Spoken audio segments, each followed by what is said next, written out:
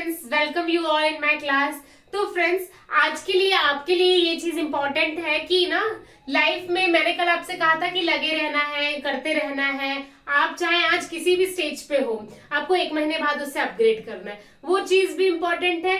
Plus साथ में आप कुछ भी कर रहे हैं तो प्लीज उसको 100% देके करिएगा, ठीक है। Like if you are like आप हमारे लोगों के साथ, जैसे आपके साथ, मेरे साथ, हमारी जनरेशन के साथ प्रॉब्लम क्या होती है कि हम लोग ना जैसे फ्रेंड्स के साथ होते हैं तब बोलते हैं यार पढ़ाई नहीं करी, हम अपने साथ होते हैं तो यार फ्रेंड्स के साथ कितना मजा आता है। मतलब आज ना मुझे भी ये चीज फील हुई कि यार ये चीज मैं ना थोड़ा गलत करती हूँ। लाइक जब मैं फ्रेंड्स के साथ होती हूँ तो मेरे दिमाग में पढ़ाई चलती है, और जब मैं पढ़ाई कर रही होती हूँ तो मेरे साथ फ्रेंड्स चल रहे होते हैं। तो प्लीज मैंने सोचा कि शायद ये प्रॉब्लम फिर मैंने एक दो लोगों से और डिस्कस किया, सबके साथ यही प्रॉब्लम था, तो मुझे लगा क्यों ना आप लोगों के साथ डिस्कस की जाए ये इशू। तो फ्रेंड्स, ये हम सबके साथ ये प्रॉब्लम है। तब से हम क्या करेंगे, जब हम मस्ती करेंगे ना, हम फ्रेंड्स के साथ होंगे, घूमेंगे फिरेंगे, तो हम फुल घूमेंगे फिरेंगे, और जब हम घर होंगे पढ़ेंगे तो सिर्फ खुद के बारे में सोचेंगे और अपनी पढ़ाई करने के बारे में सोचेंगे। और देखो, आप एट द एंड आपके लिए इंपॉर्टेंट आपकी पढ़ाई है। चाहे अगर आपको लगता है कि कोई पर्सन आपकी लाइफ में एज अ डिस्ट्रैक्शन है तो प्लीज रिमूव इट, अपनी पढ़ाई पे ध्यान दीजिएगा। और प्लीज कोई भी लाइक हमें लगता है कि यार सामने वाला मेरे लिए डिस्ट्रैक्शन है या फिर सोशल मीडिया मेरे लिए डिस्ट्रैक्शन है, ऐसा कुछ भी नहीं होता है। डिस्ट्रैक्शन आपके लिए आप खुद होते हो, आपका माइंड सेट होता है, तो प्लीज वर्क ऑन इट, ठीक है फ्रेंड्स।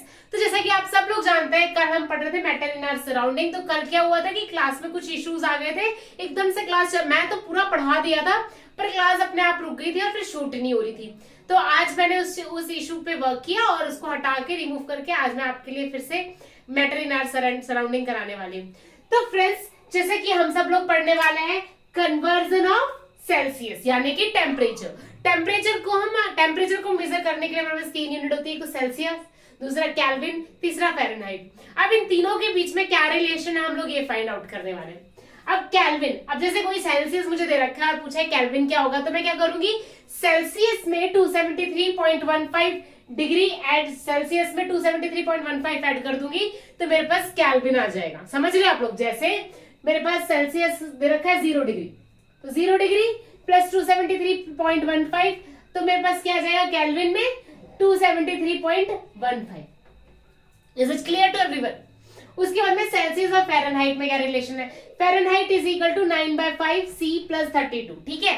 तो फ़ारेनहाइट क्या होता है, 9/5 C प्लस 32, ये फ़ारेनहाइट और सेल्सियस का रिलेशन होता है, ठीक है। Fahrenheit is equal to 9/5 C plus 32, ठीक है। नॉर्मल बॉडी टेम्परेचर क्या होता है हमारी बॉडी का, 37 डिग्री। अब कभी कभी बार आपको बुखार होता है, मुझे बुखार होता है, हम डॉक्टर के पास जाते हैं, डॉक्टर कहता है 104 डिग्री बुखार है आपको, तो हाय हाय।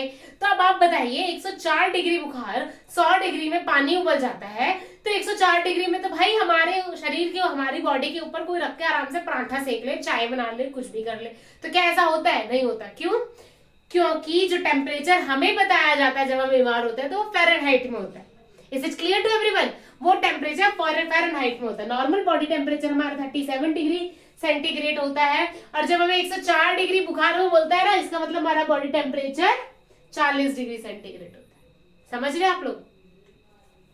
ठीक है। अब उसके बाद में मैं आपको समझाती हूँ डिफ्यूजन। डिफ्यूजन क्या होता है, ये भी एक इंपॉर्टेंट टर्म है इस चैप्टर के लिए, ठीक है। डिफ्यूजन क्या होता है, आप खुद गैस कीजिए क्या होता है डिफ्यूजन। आप सबने पढ़ा होगा ऑफकोर्स। देखो, आपकी मम्मी किचन में हलवा बना रही होती हैं, तो आपको खुशबू, जब आप पढ़ रहे होते हैं ना टेबल पे, मेरे साथ तो ये चीज है, हमारे पड़ोस में अगर हलवा बन रहा है, मैगी बन रही है, मुझे तो ना मेरे रूम में बैठे बैठे भी स्मेल आ जाती है, क्योंकि मेरे क्या है, रूम के पीछे एक विंडो है, विंडो के पीछे बालकनी है, बालकनी में ओपन स्पेस है, नेट वगैरह लग रही है, तो क्या होता है वहां से खुशबू ट्रेवल करके आ जाती है। फिर मैं पूछती हूँ आंटी आपने हलवा बनाया है, और मैं खाने पहुंच जाऊँ। तो फ्रेंड्स, ऐसा ही होता है, लाइक आपकी मम्मी भी किचन में कुछ कर रही होती है, आप दूसरे रूम में पढ़ रहे होते हो, तो आपको स्मेल आ जाती है नॉर्मली कि मम्मी आप हलवा बना रहे हो, आप मैगी बना रहे हो। तो वो क्यों आती है? वो क्या होता है कि जब पार्टिकल्स, आपके जो स्मेलिंग वाले पार्टिकल्स होते हैं, वो जब एयर में डिफ्यूज हो जाते हैं, मतलब मूव करते हैं। अगरबत्ती, पूजा करते हैं, अगरबत्ती सब जलाते होंगे, तो अगरबत्ती की स्मेल भी आपको पूरे घर में फैल जाती है। वो प्रोसेस में डिफ्यूजन होता है। क्या होता है कि वो जो स्मेल वाले पार्टिकल होते हैं वो बहुत छोटे छोटे होते हैं, और फिर वो पूरी एयर में मिक्स होकर आपके रूम तक, आपकी नाक तक पहुंच जाते हैं। फिर आपको पता चल जाता है अरे पूजा का टाइम हो गया, मम्मी ने अगरबत्ती जला दी है, खाने में ये बना है, तो ये चीज है। इसको क्या कहते हैं हम, डिफ्यूजन। अब डिफ्यूजन और मतलब डिफ्यूजन क्या रेट क्या होता है, जैसे कोई चीज गर्म होती है, जैसे ठंडी आइसक्रीम है आपके फ्रिज में, आपको पता नहीं चलेगा दूसरे कमरे में बैठ के कि आपके फ्रिज में आइसक्रीम रखी हुई है। पर अगर आपके किचन में गरम गरम हलवा बन रहा है तो आपको पता चल जाएगा कि किचन में हलवा बन रहा है। तो वो किस लिए, कि जिसका टेम्परेचर ज्यादा होता है वो ज्यादा डिफ्यूज होता है। समझ रहे आप, डिफ्यूजन का और टेम्परेचर का रिलेशन होता है। When we increase temperature automatically rate of diffusion increase होती है और हमें खुशबू आ जाती है। तो आप इस चीज से कोरिलेट करके पढ़ना, क्योंकि एग्जाम में जब ये चीज आएगी ना तो आप इस तरीके से, आजकल एग्जाम में आपसे ये नहीं पूछेगा कि डिफ्यूजन क्या होता है, वो पूछेगा डिफ्यूजन के लाइक वो एप्लीकेशन पूछते हैं एग्जाम्स में। समझ रहे हो, किसी भी चीज की थ्योरी वगैरह एग्जामिनर नहीं पूछता है, या तो वो आपसे न्यूमेरिकल पूछेगा या एप्लीकेशन पूछेगा। तो please keep it in mind कि गैस की डिफ्यूजन रेट ज्यादा होता है, लिक्विड का भी। देखो गैस का डिफ्यूजन रेट का मैंने आपको बता दिया कि हलवे की खुशबू आई, अगरबत्ती की खुशबू आई, दैट इज गैस का डिफ्यूजन। उसके अलावा मैं आपको लिक्विड का डिफ्यूजन रेट, रूह अफ़ज़ा आप सबने बनाया, रूह अफ़ज़ा सुना है ना, बनाया भी होगा आप लोगों ने गर्मियों में। तो रूह अफ़ज़ा में आप क्या करते हो, इतना सा रूह अफ़ज़ा पूरी ग्लास भर के, आप रूह अफ़ज़ा एक ग्लास जग भर के बना रहे हो, तो आप उसमें थोड़ा रूह अफ़ज़ा डालते हो, पर वो कलर पूरे में पिंक स्प्रेड हो जाता है, वो भी डिफ्यूजन, रेट ऑफ डिफ्यूजन ही होता है। ठीक है, तो लिक्विड में भी डिफ्यूजन होता है, पर सॉलिड में होता है क्या, नहीं होता है। सॉलिड का डिफ्यूजन सबसे कम होता है। समझ रहे हैं आप लोग। और काइनेटिक एनर्जी, जैसे अब डिफ्यूजन टेम्परेचर के साथ क्यों बढ़ता है वो मैं बताती हूँ आपको। आप मूव कर रहे हो तो वो क्या होता है, काइनेटिक एनर्जी की वजह से मूव कर रहे होते हो। तो जब आप टेम्परेचर इंक्रीज करते हो तो चीज की काइनेटिक एनर्जी इंक्रीज होती है, और जब वो काइनेटिक एनर्जी इंक्रीज होती है तो मतलब जो रेट ऑफ डिफ्यूजन है, एयर में जो मिक्सिंग है पार्टिकल्स की, गैस की पार्टिकल्स की, जिसकी आपको स्मेल आ रही है, वो फास्ट हो जाती है, और जिसकी वजह से आपको स्मेल आती है, डिफ्यूजन रेट फास्ट होता है। समझ रहे हैं आप लोग। तो गैस का डिफ्यूजन रेट सबसे ज्यादा होता है, फिर लिक्विड का होता है, फिर सॉलिड का होता है। फ्रेंड्स मैं आपको हर चीज समझा रही हूँ, क्लास में फुल फोकस रखना, ठीक है अपना। ठीक है, तो ये चीज मैंने आपको बता दी है। अब मैं आती हूँ नेक्स्ट चीज पे, ठीक है, तो wait for the next slide.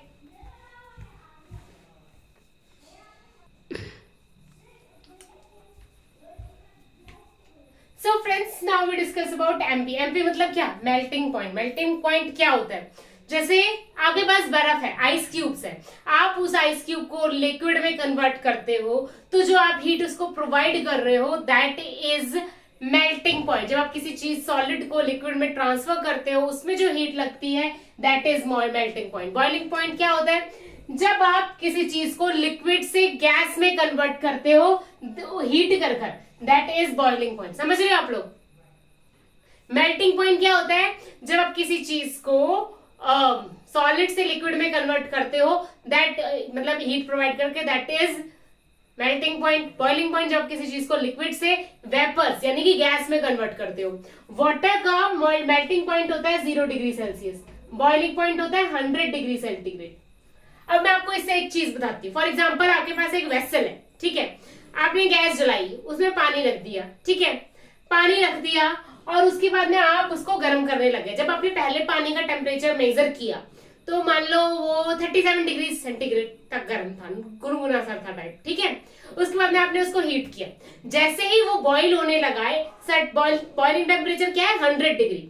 तो जब तक अब आपने जब पानी बॉईल होने लगा 10, 15, 20 मिनट बाद आपने फिर से उस टेम्परेचर को मेजर किया, फिर भी उसका वो जो वाटर है कंटेनर में उसका टेम्परेचर 100 डिग्री सेंटीग्रेड बता रहा है। तो हीट करने से उसका टेम्परेचर बढ़ क्यों नहीं रहा, समझ क्यों नहीं बढ़ रहा, वो इसलिए नहीं बढ़ रहा क्योंकि जो कंटेनर है जिसके अंदर वाटर है, जिसको आप वाटर को वेपर्स में कन्वर्ट करने के लिए गैस जला के उसको हीट प्रोवाइड कर रहे हो, वो 100 डिग्री सेंटीग्रेड से आगे क्यों नहीं बढ़ रहा।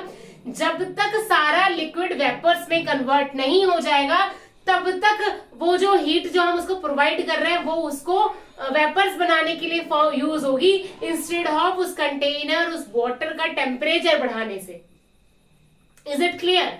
कि आपके पास कोई पॉट है, कोई यूटेंसिल है जिसके अंदर आपका वाटर है एंड आपने गैस स्टोव जला दी है, तो जब तक सारा पानी गैस में कन्वर्ट नहीं हो जाएगा तब तक उसका टेम्परेचर 100 ही रहेगा, क्योंकि जो आप गैस से उसको हीट प्रोवाइड कर रहे हो, वो जो एनर्जी प्रोवाइड कर रहे हो, वो यूज हो रही है उस पानी को उसके लिक्विड स्टेट से वेपर स्टेट में बदलने में, इसलिए उसका टेम्परेचर सेम रहता है।